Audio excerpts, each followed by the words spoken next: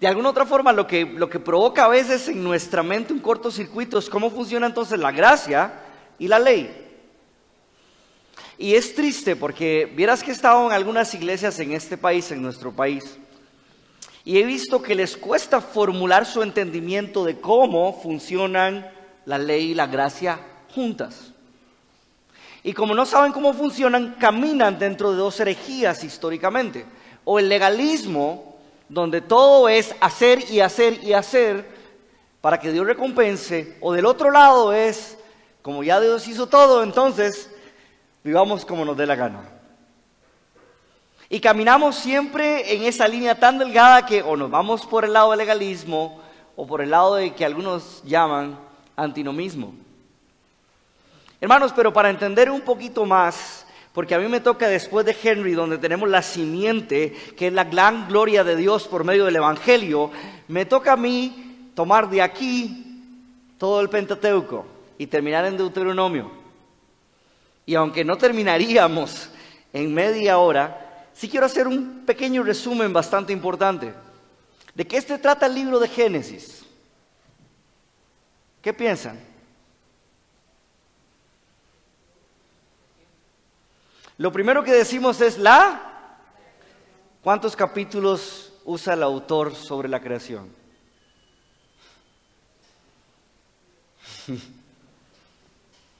¿Y cuántos capítulos tiene Génesis?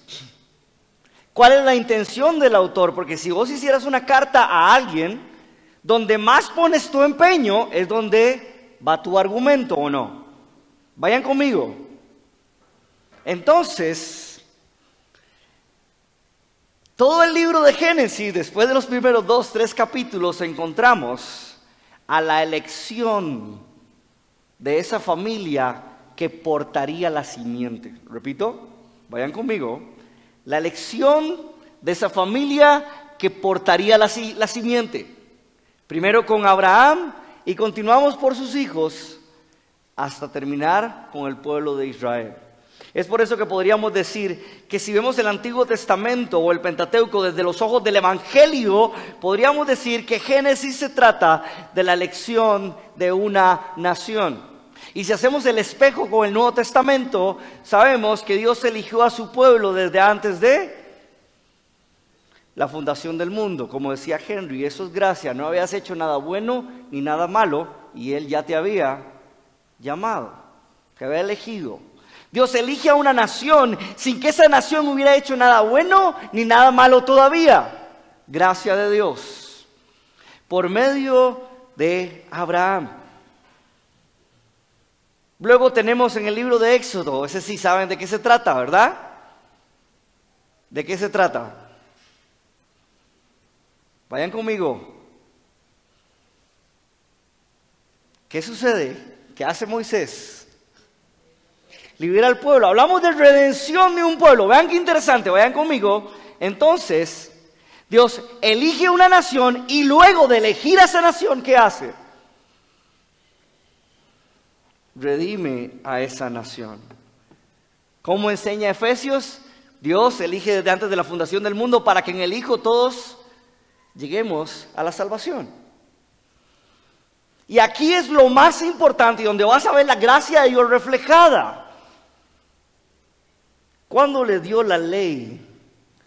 ¿Previo o después del Éxodo? Levítico les da la ley. Ahorita vamos a leer una frase de Tim Keller. Hermanos, ¿dónde vemos la mayor gracia posible? Dios no condicionó la salida del pueblo de Israel a que obedecieran su ley.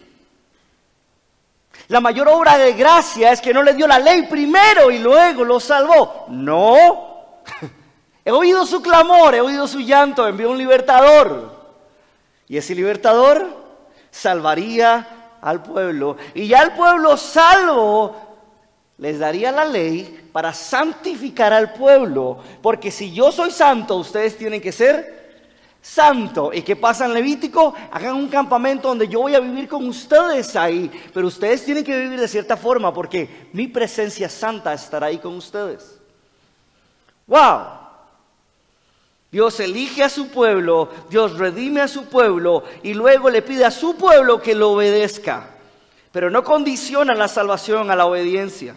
Luego tenemos Números donde la nación enfrenta pruebas y problemas y terminan caminando muchísimos años más en el desierto porque su pueblo desobedece.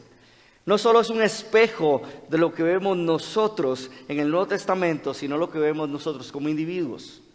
Tú y yo fuimos escogidos desde antes de la fundación del mundo para la redención en Jesucristo, y por medio del Espíritu Santo viene la santificación en la obediencia y encontramos pruebas. Y luego terminamos con Deuteronomio, que Deuteronomio es lo que llamamos segunda ley, es una instrucción o llamado a la obediencia de una nación. Como lo dice Tim Keller, él dice lo siguiente: una de las maneras más fáciles de explicar el Evangelio es indicar que Dios no le dio a Israel primero la ley y luego los liberó de Egipto. Repito otra vez, una de las maneras más fáciles de explicar el Evangelio es indicar que Dios no le dio a Israel primero la ley y luego los liberó de Egipto. Al contrario, Dios los liberó y luego les dio la ley. Eso es el Evangelio. Vayan otra vez conmigo. Dice Tim Keller, al contrario, Dios los liberó primero y luego les dio la ley. Eso es el Evangelio. Continuamos. Dice Tim Keller, Levítico 11:45 afirma: porque yo soy el Señor que los he hecho subir de la tierra de Egipto para ser su Dios, serán pues santos porque yo soy santo. ¿Cuál es el argumento? El argumento es que yo, Dios, ¿qué hice? Si pueden ver acá, los liberó de la tierra de Egipto. El argumento para su obediencia es una respuesta a que la presencia de Dios está con ustedes y como Él es santo, ustedes tienen que ser santos. Eso es el libro de Levítico. Dice Tim Keller, él continúa diciendo, eso es lo mismo que decir que la fe salva para hacer buenas obras. ¡Wow! Afirmar que Dios primero salvó y luego le dio la ley es decir que la fe salva para hacer buenas obras. Filipenses 2:13 y Hebreos 11:6. Dice Tim Keller, mientras más veas lo que Dios ha hecho por ti, más santo serás. No por tu esfuerzo, sino por la obra de Él en ti. Y tu respuesta a quién es Él. Mientras más entiendan, óyame acá, mientras más entiendas que tu salvación no tiene nada que ver con tu comportamiento, más verás que tu comportamiento cambiará. ¿Por qué? Porque tu comportamiento es una respuesta a que yo soy Dios. ¡Wow! Como yo soy Dios y como yo soy santo y te he salvado, entonces por ende vivan en santificación. ¡Wow! Y terminamos este pequeño resumen con Deuteronomio, que su nombre significa segunda ley. Y como les vengo diciendo, está el problema de la herejía que surge en 1537, la herejía del antinomismo. Decir que ya no se habla de ley, solo es Dios y gracia y ya no hablamos de ley. Pero la misma ley refleja la increíble gracia de Dios. Hermanos, es triste ver en iglesias que no leen parte del Antiguo Testamento, ni se estudian, ni se predican, porque hay mucha ley. Esa es la herejía del antinomismo. Hermanos, entonces la pregunta es, ¿cuál debería ser nuestra relación con la ley? ¿Cuál debería ser nuestra relación con la ley? Hablemos un poco del libro de Deuteronomio para entender cuál debe ser nuestra relación con la ley. Hablamos de pactos, antiguo pacto, pacto de gracia. ¿Qué significa? ¿Por qué hay tanto conflicto? Hay tanto conflicto porque encontramos pasajes como estos. Dice Gálatas 3:13, Cristo nos redimió ¿de qué? De la maldición de la ley. Por ende, a veces presuponemos que la ley es mala. ¿Se ve más o menos? Sí, ¿verdad? Un poquito. Pero no podemos obviar pasajes que dicen lo siguiente. Así que la ley es santa y el mandamiento es santo, justo y bueno. Vean qué interesante. Entonces, si volvemos otra vez, entonces la ley no es mala, realmente es buena. ¿Pero por qué es buena? ¿Por qué la ley es buena? ¿Qué piensan? Dime, mi hermano.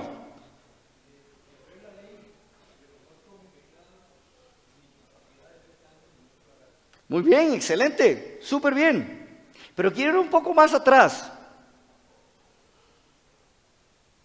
¿Dios hace lo bueno? ¿Qué piensan? Error, no. Dios es bueno, por eso lo que Él hace es bueno. Vayan acá, movamos los complementos, otra vez. ¿Dios hace lo bueno? No, lo que Dios hace siempre va a ser bueno porque Él es bueno. Entonces, la ley siempre va a ser buena, justa y santa. ¿Por qué? Porque Dios la hizo. Porque refleja a Dios mismo. Vayan conmigo, esto es muy importante. Dios no hace lo bueno, Dios es bueno, por eso todo lo que hace es bueno. Entonces tenemos que congeniar la forma en la que nos libramos de la maldición de la ley, pero encontramos lo santo, lo justo y lo bueno, y todo esto por medio de la gracia. Ese es el reto que tenemos hoy en 25 minutos, porque duraron mucho en el baño. Ese es el reto que tenemos hoy, y para que no se me duerman. El reto es, entonces, cómo nos libramos de la maldición de la ley, pero a la misma vez logramos entender lo santo, lo justo y lo bueno que está ahí escrito. Y para entender esto, están celebrando la Reforma Protestante. Para entender esto, creo que la mejor forma de comprender la función de la ley en la iglesia hoy en día es la perspectiva reformada de la ley. La teología reformada es lo que hace el mejor uso de la ley para nuestro entendimiento práctico. Juan Calvino determinó que la ley contiene 3 aspectos muy importantes para la aplicación de la ley el día de hoy. Y las 3 perspectivas de Juan Calvino también están en la Confesión de Fe de Westminster, promulgada en 1646, que también hace esta división de 3 perspectivas de la ley. La teología reformada, dice R.C. Sproul, es la que mejor explicación de la aplicación de la ley, la que mejor hace una explicación de la aplicación de la ley para el día de hoy. Y las 3 perspectivas son las siguientes, apúntenlas por ahí. Esto les va a ayudar muchísimo cuando lean libros que tal vez sean confusos. Perspectiva ceremonial. La perspectiva ceremonial tiene que ver con rituales y sacrificios. La perspectiva civil, que tiene que ver con leyes civiles y aspectos étnicos y raciales. Y la tercera, dice Juan Calvino, es la perspectiva moral, que refleja el carácter de Dios y principios espirituales para tu vida. Entonces, las 3 perspectivas van a hablar de quién es Dios. Repito, la perspectiva ceremonial, rituales y sacrificios. La perspectiva civil, leyes civiles y aspectos étnicos y raciales, específicamente para el pueblo de Israel. Y la perspectiva moral, que es el carácter de Dios y principios espirituales. ¿Lo apuntaron? ¿Sí? Esto es muy importante a la hora en la que ustedes enfrentan la interpretación de la ley. Vamos entonces a la parte ceremonial. El aspecto ceremonial, según Juan Calvino, dice que apunta a Cristo y siempre lo ha hecho. Siempre ha apuntado a Cristo. Sin embargo, la ley ceremonial ya no debe ser practicada, sino estudiada. O sea, sí se debe estudiar para comprender más de Cristo y de la salvación. Hermanos, la perspectiva ceremonial es prácticamente todo lo que nos muestra el sacrificio que vendría a ser Jesucristo. Cuando llegaba el día de la expiación, es más, si ustedes logran leer Levítico, pueden leer Levítico en 3 partes. El centro va a ser el día de la expiación. Va a ser nuestra relación con Dios y nuestra relación con el prójimo. Pero Él se va a dividir el libro en el día de la expiación y va a expresar esos 2 elementos en el día de la expiación. ¿Por qué? Porque lo que se llamaba el día de la expiación o el perdón de pecados, por decirlo de alguna forma, era que se traían 2 corderitos. El primer corderito lo que hacía era sacrificar y derramar su sangre y se ponía en la tapa del arca del pacto, que sería el propiciatorio. No tengo la foto, después se las traigo. El propiciatorio se derramaba la sangre. ¿Por qué? Porque absorbía la ira de Dios. Y el otro corderito lo que se hacía era que el sumo sacerdote ponía la mano en el corderito, simbolizando que todos los pecados del pueblo caían en el corderito y se le abría la puerta para que saliera del campamento. El simbolismo era el siguiente: un corderito recibía la ira de Dios por el pecado y el otro se llevaba el pecado del pueblo. Esa era la simbología. Hermanos, todo eso apunta a Jesús. Jesús no solo cargó nuestros pecados, sino que recibió la ira de Dios. Por eso, la forma en la que se expresa este sacrificio a través de Pablo es la propiciación por nuestros pecados. Porque Él es como si fuera esa tapa propiciatoria que recibe la ira de Dios y derrama el sacrificio. Por ende, entonces, para entender mejor a Jesús y su sacrificio, deberíamos ir a la ley ceremonial, pero ya no debe ser practicada porque hay un uno y último sacrificio, que es Jesús. ¿Van bien aquí conmigo, verdad? ¿Sí? Continuemos. Aspecto número 2. Perspectiva judicial y civil. Esto tenía que ver con el pueblo de Israel como nación, específicamente para ellos y cómo se manejan como nación.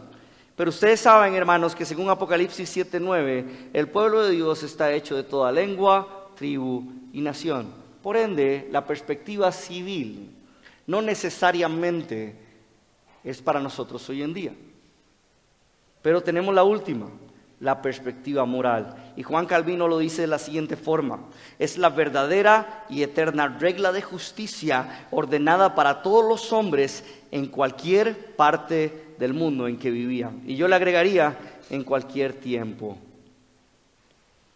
Repito, dice Juan Calvino, la perspectiva moral de la ley es la verdadera y eterna regla de justicia ordenada para todos los hombres en cualquier parte del tiempo, del mundo en que vivan, y agregaría, en cualquier tiempo.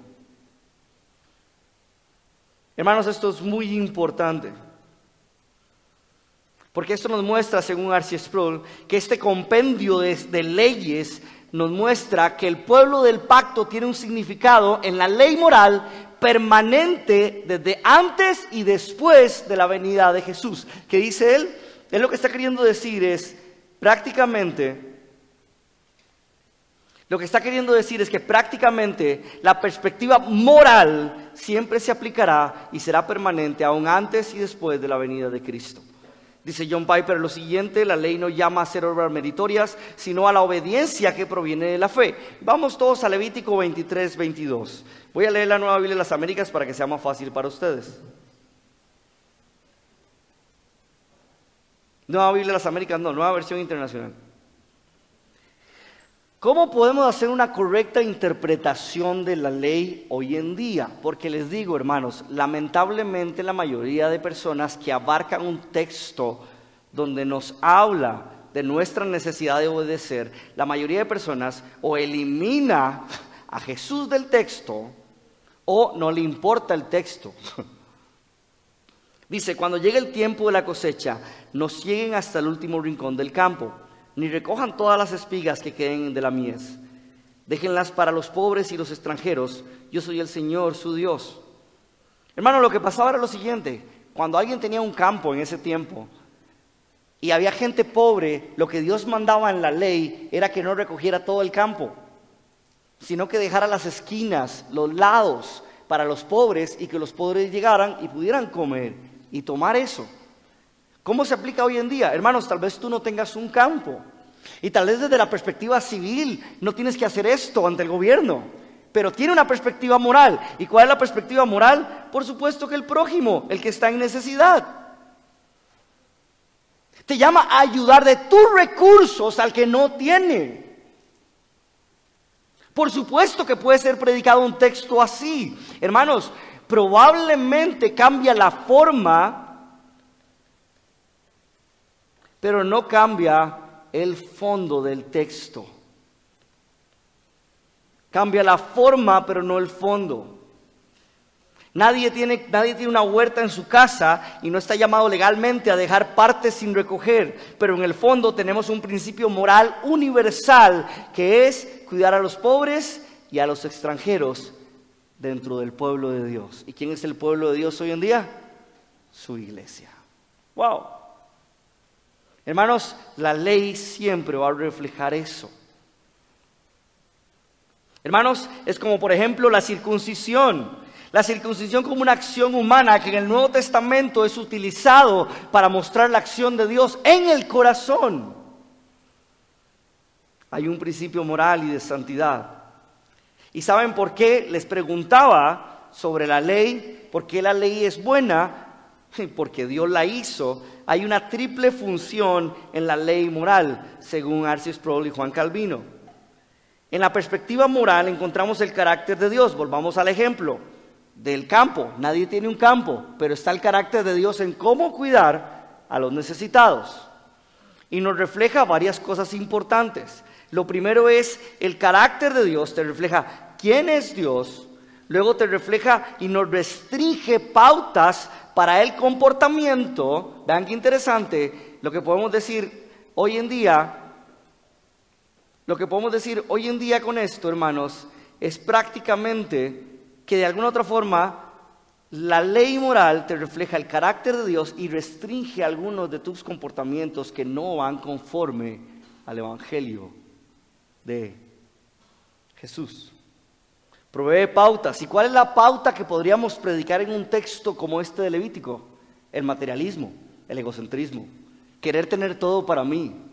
Cuando llegamos a final de mes, hermanos, y decimos, uy, logré pagar todo, tú, ¿y los demás? Porque esa no es la esencia de Dios. Dios pide y demanda que cuidemos a los necesitados. Vean qué interesante, pasajes tan sencillos, pero todos tenemos una cierta rutina. ¿Y cuál es la rutina? Ya logré pagar todo, o no, quedé debiendo. ¿La vida se trata de ti nada más o de Dios también? Y si es de Dios, es a través del prójimo. ¡Wow! Y también revela lo que a Dios le agrada. ¿Quieres saber qué le gusta a Dios? Pues mira la ley. Encontrarás gracia, porque Él logra decirnos a nosotros qué es lo que a Él le agrada en nuestro vocabulario. Siendo un Dios infinito, que no nos cabe aquí, porque lo mismo dice San Agustín, si Dios me entrara aquí en la mente, ya no sería Dios. ¡Wow! Entonces la ley refleja el carácter como espejo, nos restringe del mal y nos revela lo que a Dios le agrada. ¿Cómo enfrentamos textos como el de Gálatas? Muy fácil. El libro de Gálatas se lleva a cabo en torno del tema de la justificación, que no es por obras, sino por fe. Y el libro de Romanos habla de la naturaleza pecaminosa. Por eso mismo necesitamos de la ley, porque la ley nos habla de la naturaleza divina de Dios. ¿Van conmigo? Las discusiones de los autores son distintas, aunque es el mismo tema. La justificación es solo la fe en Gálatas, y en Romanos nuestra naturaleza pecaminosa necesita la naturaleza divina de Dios para ser guiados. Ahora sí, volvamos de nuevo a Deuteronomio. Después de haber divagado por todo el desierto, hay una nueva generación que se levanta. Nuevas personas nacieron y Moisés hace sus últimas predicaciones. Moisés dice que si obedecen tendrán bendiciones, pero que si desobedecen vendrá gran cantidad de maldiciones. ¿Van conmigo? Ese es el argumento de Moisés. Y exhorta al pueblo a obedecer. Moisés les dice, si obedecen vivirán, pero si desobedecen recibirán maldición. Y en este libro encontramos uno de los versos más importantes de la Biblia. Escucha, oh Israel, el Señor es nuestro Dios. El Señor es, uno es. El Shema, amarás al Señor tu Dios con todo tu corazón, con toda tu alma y con toda tu mente. Pero analicemos un poco de forma exegética. Cuando le dice escucha, no solo está hablando de escuchar, sino de un proceso donde adquieres conocimiento, donde procesas información y actúas en base de lo escuchado. Repito, escucha, procesa la información, adquiere conocimiento, entiende a Dios, porque si adquieres el conocimiento es en ese momento donde se te pedirá a tu corazón que ames a ese Dios que has conocido. ¿Y por dónde lo has conocido? Por medio de su obra de redención para ellos en Éxodo. Para nosotros, por medio de Jesús y la simiente que predicó Henry. Si escucha, lo que te está diciendo aquí el autor es, presta atención, procesa esta información, porque a partir de procesar tu información acá, tu corazón responderá a esa información. Pero ¿cómo responderá tu corazón? Responderá con toda final y con todas tus fuerzas. Vayan aquí. Tu mente llegará a tu corazón o tus emociones, y tus emociones llegarán a tu voluntad. Somos personas porque tenemos mente, voluntad y emociones. ¿Cuál es la imagen de Dios en nosotros? Mente, voluntad y emociones. No son las mismas que Dios, pero sí tenemos la capacidad de contemplar la gloria de Dios por medio de nuestra mente, voluntad y emociones. Lo que te está diciendo es: procesa la información en tu mente para que tu corazón ame a ese Salvador y para que con todas tus fuerzas o tu voluntad puedas llegar a Él. Hermanos, el pueblo de Israel debía responder a la grandeza y la gloria de Dios por medio de la obediencia a la ley. Si obedecieres, traerá grandes bendiciones, pero la desobediencia traerá grandes maldiciones. Voy a hablar de algunas aplicaciones que da Timothy Keller del capítulo 30 de Deuteronomio, y quiero que vayamos a 31, y ahí sí tengan sus Biblias. Entonces, recuerden, Dios elige a una nación, Dios salva a una nación, Dios santifica a una nación, pero luego nos damos cuenta que la nación es cabezona y desobediente, como tú y yo. Somos necios, somos desobedientes, sabemos lo que a Dios le agrada, pero muchas veces no lo hacemos. ¿Van conmigo acá? Moisés no conoce el futuro, ¿ok? Moisés no es Dios, ¿verdad? ¿Entienden esto? Moisés, la predicación de Moisés es: si obedecen, habrá bendición, pero si desobedecen, ¿qué pasa? Maldición. Yo podría dejar la prédica hasta aquí, los mando a ustedes a meterse a obedecer. Yo podría decir: hasta aquí, ¿quieren gracia? Vayan a leer. Tomen su voluntad ante Dios. Que en todo lo que digo no está mal, pero quiero que vayan conmigo. Dice Deuteronomio: sucederá. ¿Qué sucederá? Tenemos aquí tiempo futuro. Que cuando hubiere venido sobre ti todas estas cosas, la bendición y la maldición que he puesto delante de ti, ¿qué pasará? Y te arrepintieres en medio de todas las naciones donde ¿qué? Te hubiera arrojado Jehová tu Dios. Hermanos, imagínense a Moisés predicando: obedezcan y recibirán bendición, desobedezcan y recibirán maldición. Pero al final Moisés, ¿cómo termina diciendo? Pero no podrán hacerlo. ¿No es ilógico esto? Escúchenme acá. Es como que yo me pare aquí y te diga: hermano, ve a obedecer al Señor, y si obedeces al Señor recibirás bendición. Y que termine diciendo cuando vas para afuera: pero no lo vas a lograr.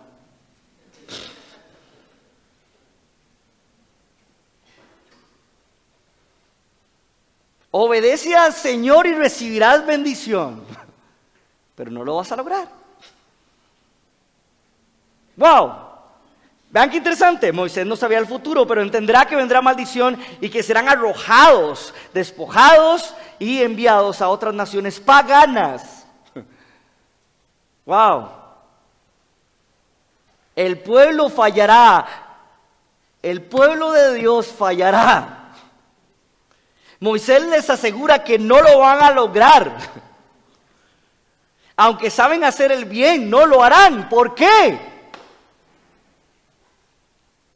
¿Quién dice por ahí? Es que mi cuerpo quiere algo, pero mi espíritu otra cosa. ¿Quién dice eso por ahí? Pablo. No lo lograrán. Versículo 6 de Deuteronomio 30. ¿Qué necesitan para lograrlo? Vayan conmigo. Además, el Señor tu Dios, ¿qué? Circuncidará tu corazón. Y tenemos un para. Y el corazón de tus descendientes para. ¿Qué? Ames al Señor tu Dios con todo tu corazón y con toda tu alma, a fin de que vivas. Moisés, demasiado adelantado para su época, dice: saben todo lo que tienen que hacer, pero ¿saben qué? no lo lograrán. ¿Y saben cómo lo pueden lograr? Solo de que Dios transforme tu corazón. Es la única forma de que puedan obedecer. ¿Por qué el corazón debe ser transformado, hermanos? Porque del corazón, dice Jesús mismo, porque del corazón provienen los malos pensamientos, los homicidios, los adulterios, la fornicación, los robos, los falsos testimonios y las calumnias. ¿Por qué no lo lograrán? Porque sus corazones son malos. Hermanos, y cuando hablamos del corazón en la Biblia, escúcheme acá, estamos hablando del centro de motivaciones del ser, filosóficamente hablando. ¿A qué me refiero? Se refiere a todo el centro de motivaciones de tu corazón, de tu vida. ¿Qué amas? ¿Qué disfrutas? ¿Cuál es el deseo? Y aquí viene el punto. Vayan conmigo porque esto es muy importante. Porque si el corazón no está alineado con Dios, óigame acá, si el corazón no está alineado con Dios, la satisfacción y el deber no estarán unidos. Vayan conmigo otra vez. ¿Cuántos hacemos cosas porque las tenemos que hacer y no porque nos gustan? ¿Cuántos? Bien, gracias hermano. Bien, todos están ahí. Eso significa que la satisfacción y el deber no están unidos. Ese es el problema con el pueblo, porque el pueblo tiene un deseo, pero tiene un deber, pero es más fuerte el deseo que el deber. Lo que Dios tiene que hacer es tomar el deber y el deseo y unirlos, y que tu satisfacción sea la obediencia. ¡Wow! Eso es lo más profundo que puede hacer. Que ya no diga, voy a ir a la iglesia, qué madre, para no decir otra palabra. Que tu deseo sea estar con la gente del pueblo de Dios. Que tu deseo sea tomar tu salario y decir, esto es para Dios y para los necesitados. Con satisfacción, aunque no te alcance. Que tu deseo sea velar por otro por encima de velar por ustedes mismos. Porque es más importante nosotros tener vacaciones que la persona que está ahí afuera comiendo, sin comer. Que tu deseo y el deber vayan tan unidos que cuando hagas buenas obras diga, aleluya, gloria a Dios. Gracias, Padre, porque me permites hacer buenas obras. El enfoque de la gracia con la ley es mostrarte que puedes hacer el bien y disfrutarlo. ¡Wow! Increíble. Yo crecí en una familia pastoral, un poco conservadora. Mi papá es pastor. Ahora se congrega con nosotros después de que pensionó. Y yo crecí siempre pensando que debía ser de cierta forma. Recuerdo que la primera vez que, ahora ya todo es normal, en ese tiempo no, pero recuerdo que la primera vez que llegué con un arete en la ceja, no me dejaron recoger la ofrenda. Y yo decía, ¿pero por qué? Recuerdo que me gustaba una chiquilla y la mamá decía, hasta que venga con los pantalones bien cosidos, sin que estuvieran rotos, la dejo salir con ella. Suena chistoso, pero siempre pensé que yo debía ser de cierta forma para compaginar dentro del cristianismo, para que Dios me quisiera y para que Dios me diera ciertas cosas que yo quería. Y me encontraba orando y ayunando por cosas que quería, no por quién es Él, por deber y no por satisfacción, porque buscaba a Dios para que Él me diera lo que me diera satisfacción después. Pero es al revés, porque buscamos todo lo que viene añadido, pero no el reino de Dios y su justicia. ¡Wow! Hermanos, el punto clave de la ley es mostrarte un corazón malo, de malos pensamientos, homicida, adúltero, un corazón lleno de fornicaciones, un corazón que roba en su corazón, que da falso testimonio, y un corazón que decide hacer el bien en contra de su naturaleza y lo disfruta hacer. ¡Wow! Del corazón proviene todo esto. Y ahora veamos el evangelio aquí, Deuteronomio 30, 11, 14, dice. Ahora sí voy a la Biblia de las Américas. De nuevo con la predicación de Moisés, ¿verdad? El primer punto es, si ustedes obedecen, tendrán bendición. Si desobedecen, tendrán maldición. Punto número 1 de su predicación. Punto número 2, lamentablemente no lo van a lograr. No lo van a lograr, necesitan una transformación. Y viene punto número 3. dice la predicación de Moisés. Este mandamiento yo te ordeno hoy, no es muy difícil para ti, pero no acaba de decir que no se puede. Vayan conmigo, por favor. No es muy difícil para ti, ni está fuera de tu alcance. O sea, no puedes, pero tampoco es tan difícil. Vayan conmigo. No es tan difícil como para que digas, ¿quién subirá por nosotros al cielo para traérnoslo? Para hacérnoslo ir a fin de que lo guardemos. Lo que está queriendo decir es, no está tan largo como para que busques que alguien te lo traiga del cielo. Continúo. Dice, ni está más allá del mar para que digas, ¿quién cruzará el mar y lo traerá para nosotros para oírlo a fin de que lo guardemos? Vean qué supuesta contradicción. No pueden, pero tampoco pueden decir que está tan alto que alguien se lo tiene que traer, o tan largo que alguien se lo tiene que traer. Vayan conmigo porque esto es muy importante. 14. Pues la palabra está muy cerca de ti, en tu boca y en tu corazón, para que la guardes. ¿A cuál palabra se está refiriendo Moisés? Otra vez, vayan conmigo. Ya los jóvenes que vengan conmigo saben que me gusta hacer esto. ¿A cuál palabra se está refiriendo Moisés? Otra vez, vayan conmigo. Si obedecen bendición, si desobedecen maldición, no lo podrán hacer, pero si ustedes guardan la palabra, no tienen por qué decir que está muy largo o que está muy profundo. Vamos a Romanos 10, versículo 5. Vamos a leer uno de los pasajes, ya van a tener un poco más de contexto porque siempre que hay, y si lo han usado aquí me disculpo, pero casi siempre que hay actividad misionera se utilizan estos pasajes. Pero quiero que vean que el contexto más que todo tiene que ver, si lo utilizamos en el Antiguo Testamento, con esa obediencia que hay que tener. Vayan conmigo, Romanos 10:5. Porque Moisés escribe, otra vez, vamos directo a una relación directa, exegética, porque Moisés escribe que el hombre que practica la justicia, que es de la ley, vivirá por ella. Pero la justicia que es de la fe, dice así, no digas en tu corazón. Vea qué interesante, van aquí otra vez. Ok, vayan conmigo otra vez. Predicación de Moisés. Entonces, si obedezco bendición, no lo voy a hacer, pero en realidad no es tan difícil. Aquí hay un elemento distinto. ¿Cuál es según el texto? Fe. Vayan conmigo. Otra vez, leamos. Pero la justicia que es de la fe dice así. Lo que está hablando Moisés, adelantado a su tiempo, inspirado por Dios, es que en realidad no depende de mí, sino de la fe. Que llegar al tercer punto es porque mi corazón ha sido transformado y, como dijo Henry, llamado y despertado para que por medio de la fe llegue al conocimiento de la palabra. Y vayan conmigo. ¿Quién subirá al cielo? Esto es para bajar a Cristo. ¡Wow! Cristo vino acá.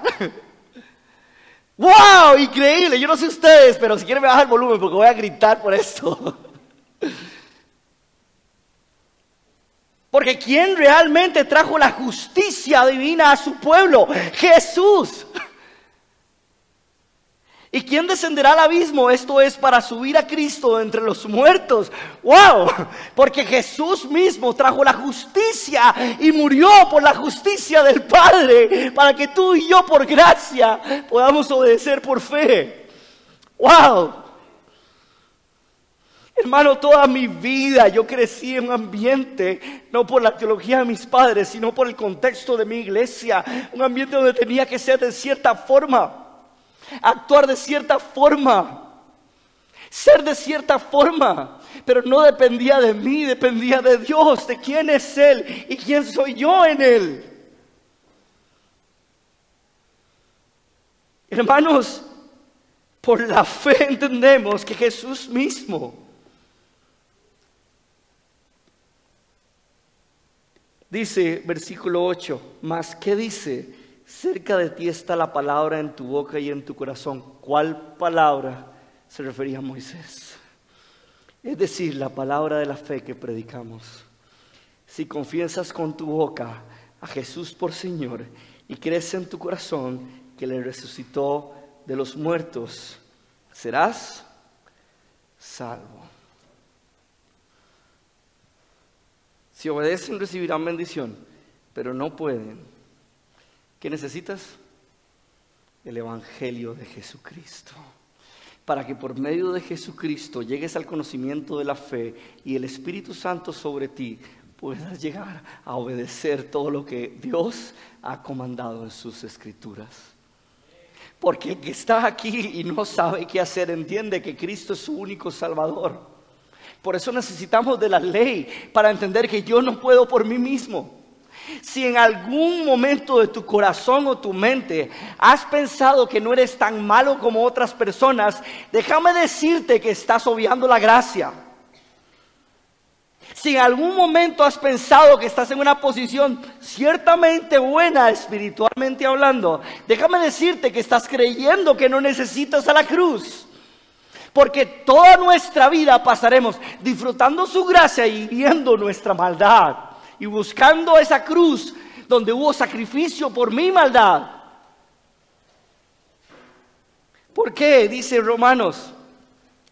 Porque con el corazón se cree para justicia y con la boca se confiesa para salvación. La idea de esto no es crear un proceso eclesiástico de oraciones de fe. La idea de esto es que salga de aquí, de tu corazón transformado, y que lo vivas. Tu boca es la expresión de lo interno. Lo que dices es la expresión de lo que tienes adentro. La idea de Pablo es que expreses con tus acciones la justicia que ha sido transformada en tu corazón. No estamos creando un proceso para salvación. Pase al frente y confiese con su boca. Sí, confiese con su boca, con sus manos, con sus pies, con su mente, con todo lo que realmente ha pasado aquí en tu corazón. Esa es la idea de Pablo. Hermanos, y ahí es donde viene lo más importante, que dice más adelante: y cuán hermosos son los pies de los que anuncian la paz. Estas buenas nuevas del Señor, la palabra de Cristo. ¿Por qué? Óigame acá. Porque no solo transforma en justicia el corazón, porque no solo buscamos que la gente vaya allá y que vaya y predique y que ya diga que Jesús es... No, buscamos que esas personas que escuchan el Evangelio de Jesús se arrodillen ante el nombre de Jesús. Por eso cuán hermosos son los pies, porque no solo predican el Evangelio, sino que buscan que el corazón, por medio de la justicia transformada en él, se someta y que toda lengua confiese que Jesucristo es el Señor. Porque no solo hablamos de la palabra, sino que vivimos la palabra y buscamos que la gente viva la palabra. Siempre lo he dicho en la iglesia, gracia y verdad. Y de hacer discípulos. ¿Qué requiere eso? Supervisión. Vayan conmigo otra vez. Sé que por lo general esto es solo para mes de misiones. Y de hacer discípulos. ¿Quién sabe si son discípulos? Vayan conmigo. Enseñándoles que guarden, enseñándoles la parte cognitiva y que guarden la parte práctica. Todo lo que Jesucristo enseñó. ¿Por qué la iglesia es tan fundamental? Porque la iglesia supervisa realmente el discípulo de Dios. ¡Wow! Hermanos, con el corazón se cree para justicia. Lo que quiero decirte es que la única forma de amar a Dios es por medio de Cristo. Que la única forma de hacer lo bueno y disfrutarlo es por medio de Cristo. Es por eso que el Espíritu nos da el poder para obedecerlo. Y el Espíritu no solo te da el poder para obedecer a Dios, sino que también te da la satisfacción al obedecerle.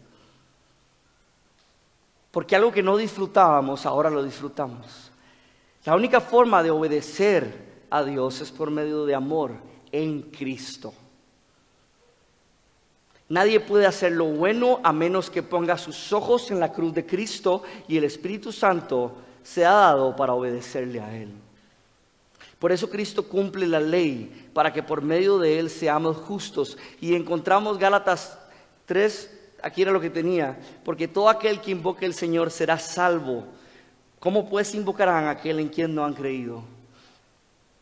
¿Cómo creerán a quien no han oído? ¿Y cómo oirán sin saber quién les predique? ¿Y cómo predicarán si no son enviados? Tal como está escrito, cuán hermosos son los pies de los que anuncian el evangelio del bien. Porque no solo predica salvación, sino obediencia según Moisés. Porque cuando predicamos, el contexto no solo es ir y predicar, es ir y predicar y hacer discípulos que obedezcan la palabra de Dios. Entendiendo Moisés y la visión de Pablo, logramos comprender que realmente por gracia obedecemos y por gracia recibimos las bendiciones de la obediencia. ¡Wow! Hermanos, Gálatas 3, 24, 25, y ya voy terminando, así que si tienen hambre no se preocupen. De manera que la ley ha venido a ser nuestro ayo para conducirnos a Cristo.